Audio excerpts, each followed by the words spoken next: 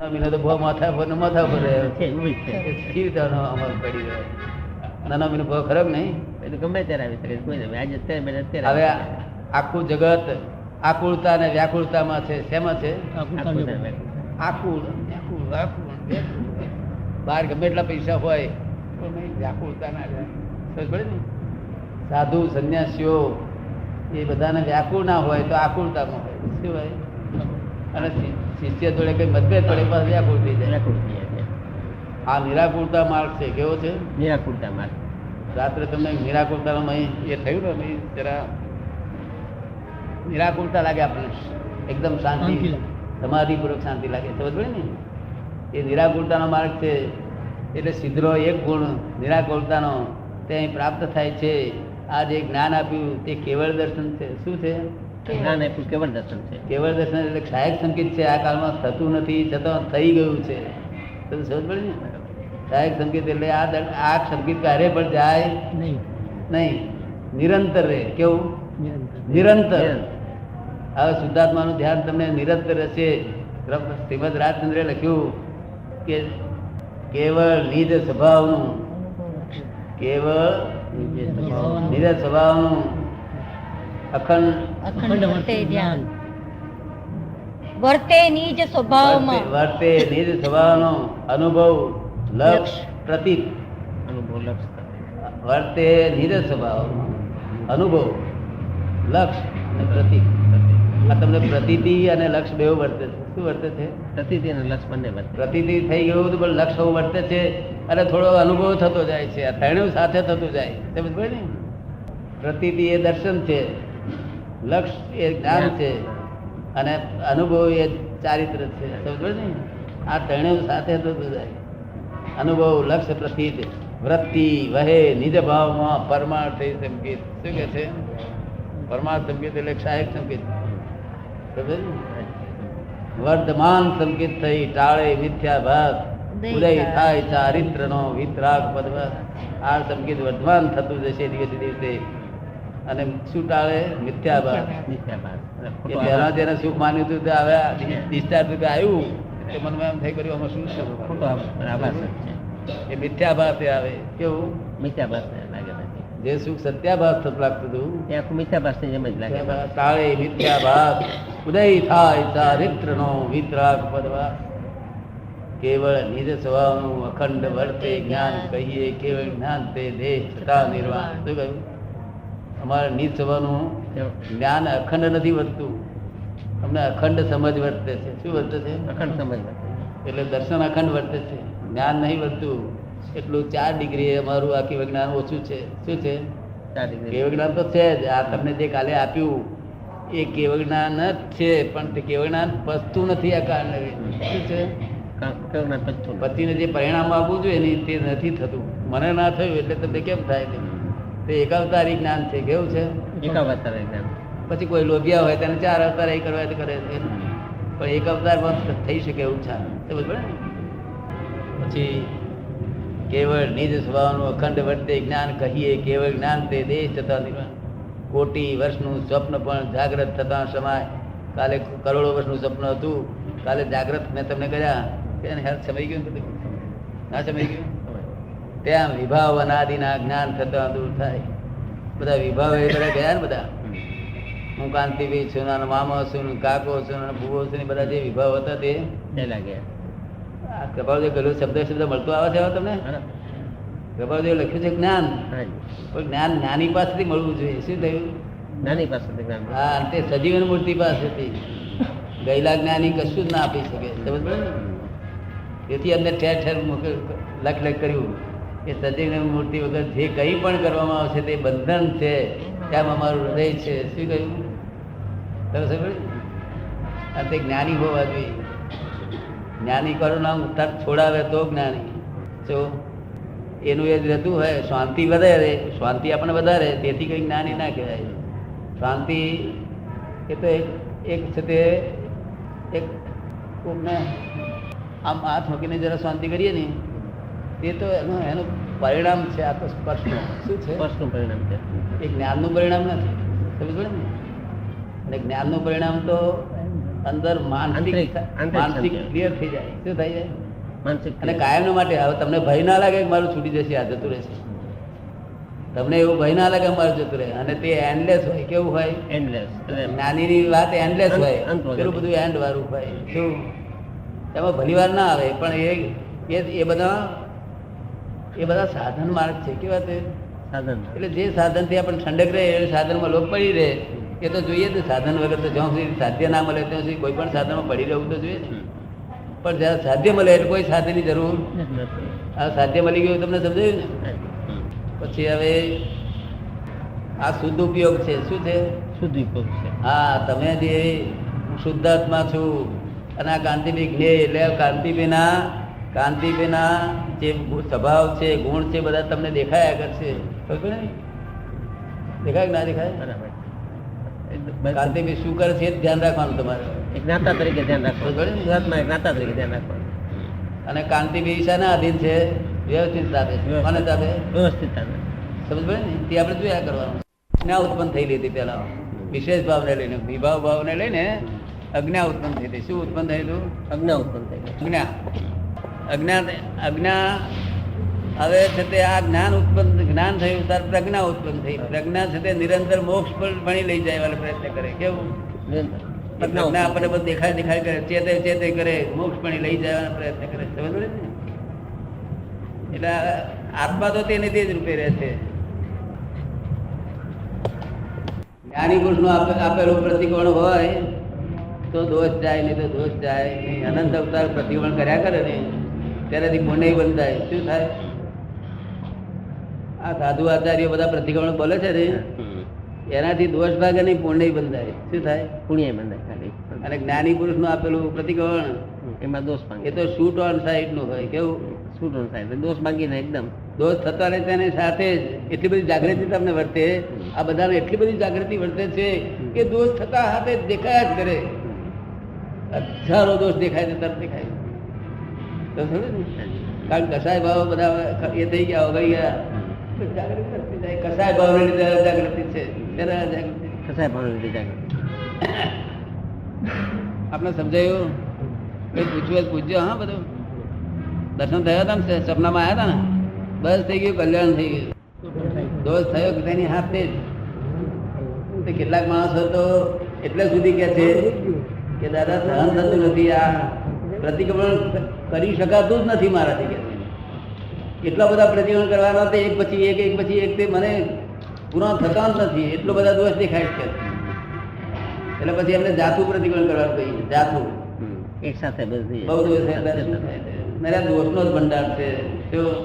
અને મનમાં શું માની બેઠો તો હું કઈક છું, શ્યામાં છું. તે જો જયારે અપમાન કરે ત્યારે ખબર પડે કે શું છું. તે અપમાન કરે ત્યારે ખબર પડે કે ના પડે? આપણે મોટા આચાર્ય માણસ હોય, બહુ સંત ડાયો વાતો કરે, અને કોઈ માણસ આવ્યો કે મહારાજ તમે અક્કલ વગરની વાત કરો છો, એટલું જ બોલ્યો તે હદે ગુસ્સો થઈ જાય. ગુસ્સો આવી જાય અમને. બધું ખુલ્લું થઈ જાય. જ્ઞાન કેટલું છે તે ખુલ્લું થઈ જાય કે ના થઈ જાય? ઉગાડું થઈ જાય.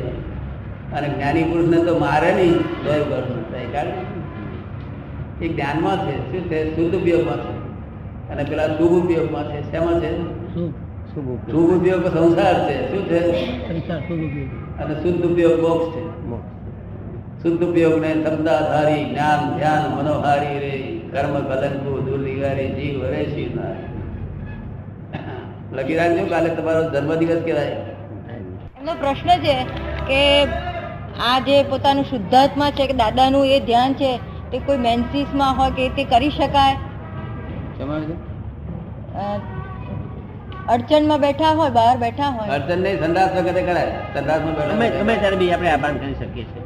સંદાસમાં બેઠા બેઠા કરાય. નવરાત જેટલો ટાઈમ હોય ને સંદાસમાં શા માટે ચૂકીએ? કારણ કે લાગતું વળતું નથી. આ શુદ્ધાત્મા ને આ સંદાસ એ નિકાલી બાબત છે. શું છે? બધી નિકાલી બાબત. નિકાલી બાબત. વ્યવહાર સાચો. કર્મ ઉડાડી નિકાલ કરવાનો. કોઈ બી વ્યવહાર સાચો તો ગમે એટલે એની અંદર બોલાય. ધ્યાન કરી શકીએ છીએ.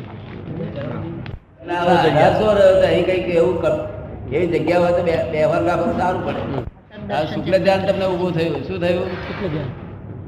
હવે તમારું ધ્યાન હું શુદ્ધાત્મા છું એ ધ્યાન રહે છે કે હું બાબુ હું કાર્તિક છું એ ધ્યાન રહે છે? શુદ્ધાત્મા છે ધ્યાન રહે. તમને કયું ધ્યાન રહે છે? હું શુદ્ધાત્મા છું. હું સમજતી છું એવું ધ્યાન નથી રહેતું ને. હું શુદ્ધાત્મા છું એ ધ્યાન જેને રહે ત્યારે ભગવાને કહ્યું કે શુક્લ ધ્યાન કહેવાય. શું કહે છે? શુક્લ ધ્યાન કહેવાય એને. હા, કારણ કે ધ્યાન વસ્તુ એવી શુદ્ધાત્મા એ ધ્યાન એ ચુકાય નહીં, ભૂલી ના જવાય. સમજ પડી ને? એ લક્ષ્મણ જ રહ્યા કરે શુદ્ધાત્મા છું. દાદાજી ભૂલવા માંગીએ તો નથી ભૂલાતું. શું કહે છે? એ ભૂલવા માંગે તોય નથી ભૂલાતું. ના બોલાય, ના બોલાય. નથી જ ભૂલાતું. એ તો આમ સંસાર વ્યવહારમાં હું સુમતિભાઈ છું એવું જાણતા હોય ને તે ઘણા લોકો પોતાનું એ ભૂલવા માંગે પણ એ ભૂલાઈ ગયું. એ તો રીતસર જ્ઞાનીને આધારે એનો તાર કપાઈ જવા જોઈએ. કેવું? ના દાદા તાર સૂક્ષ્મ તાર શ્રદ્ધાના તારો બેઠેલો હોય છે, એ તાર તૂટી જવા જોઈએ. સમજો ને? ઊંધી શ્રદ્ધા રોંગ બિલીફો તૂટે અને રાઈટ બિલીફ બેસે તો કામ લાગે. રાઈટ બિલીફને સમ્યક દર્શન કહ્યું. શું કહ્યું? સમ્યક દર્શન. અને ઊંધી બિલીફને રોંગ મિથ્યાત્વ કહ્યું. મિથ્યાત્વ. આપ સમજાય ને? એટલે આ દેહાધ્યાસ કોને કહેતા હતા આપડા? સુમતિભાઈ ને હે? સુમતિભાઈ ને હું સુમતિભાઈ છું, આ મેં કર્યું, આ મારું, આ બધું દેહાધ્યાસ. શું કહ્યું? હું ધર્મ બહુ જાણું છું, શાસ્ત્રોનો બધો એ છું, શાસ્ત્રનું જ્ઞાન મને મળે છે, શ્રુત જ્ઞાન મળે છે, એ બધું દેહાધ્યાસ. શું છે? ધ્યાન. બધા શાસ્ત્રો મળે હોય પણ દેહાધ્યાસમાં ભગવાન. શું કહ્યું? બધું દયા દયા કારણ કે હું સુમતિભાઈ છું, એ અભ્યાસ તૂટ્યો નથી. નથી. હું શુદ્ધાત્મા છું, એ એ થયું ત્યાર પછી એ વસ્તુ એ થઈ ગઈ. બધું ઉકેલાઈ ગયું. સમજાય? સારું થયું અમારું આ કલકત્તા આવેલા ફર્યું આપે.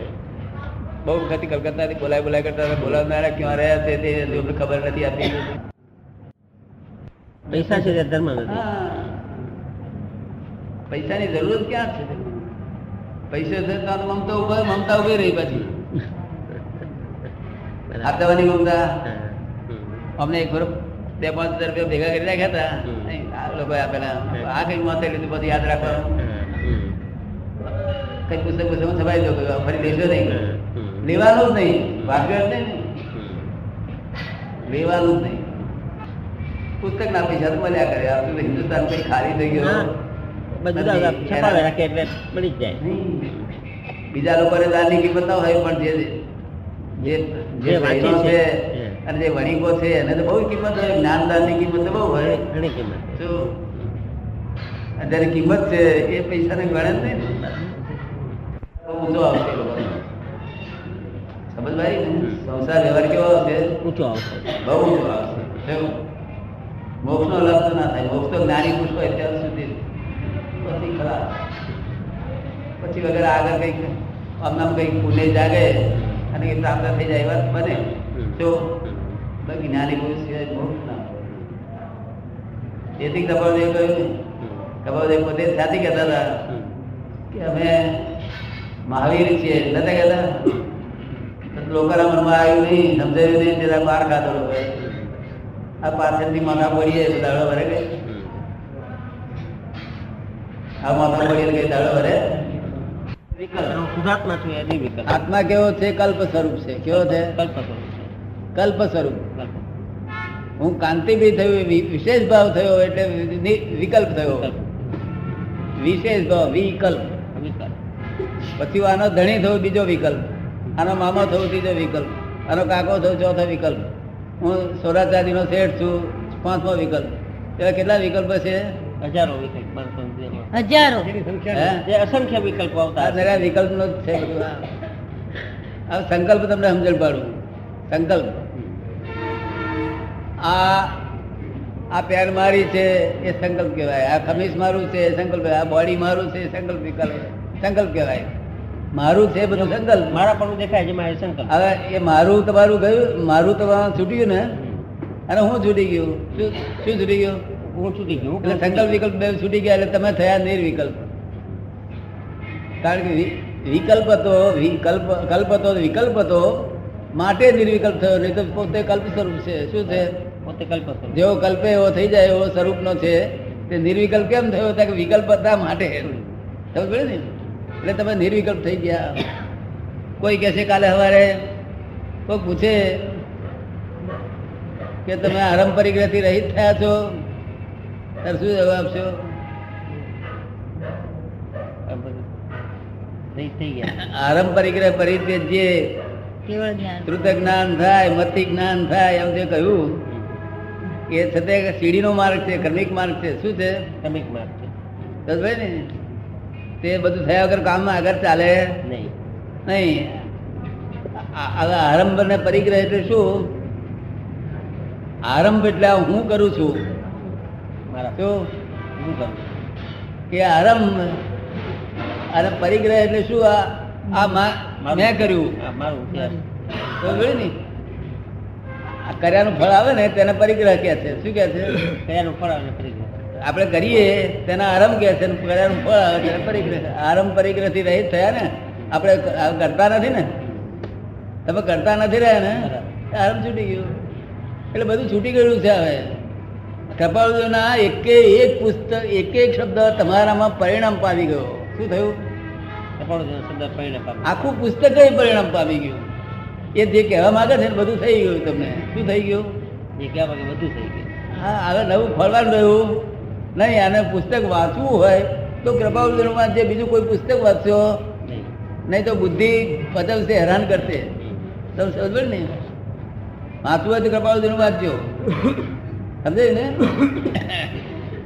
એટલે આવું બધું કંઈ પૂછવું હોય તો પૂછજો. બધું નિર્વિકલ્પી થઈ ગયા, નિરારંભ આરંભ પરિગ્રહ રહિત થઈ ગયા તમે.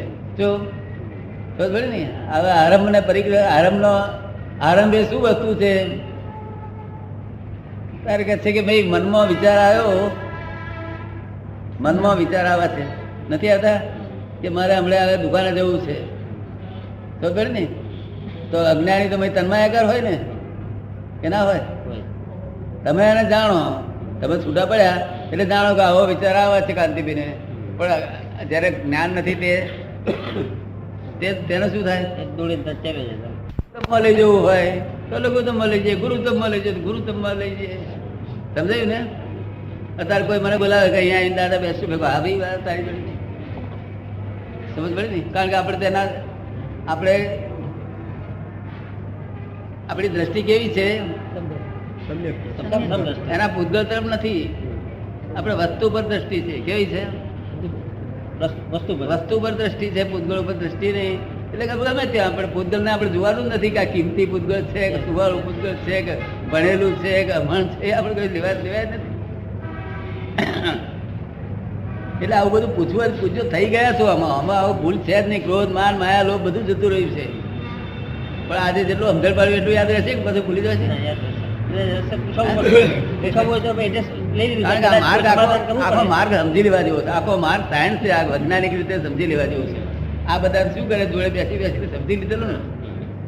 એવું તમારે થોડો મનમાં ભાવ કરવો કે દાદા એમ જોડે 2-4 દાડા રહેવાય, એવું ક્યારે થશે, એવું બધી ભાવના કરવી. સમજ પડે ને? એમ કરતા કરતા કોઈક દાડો ઉદય આવે.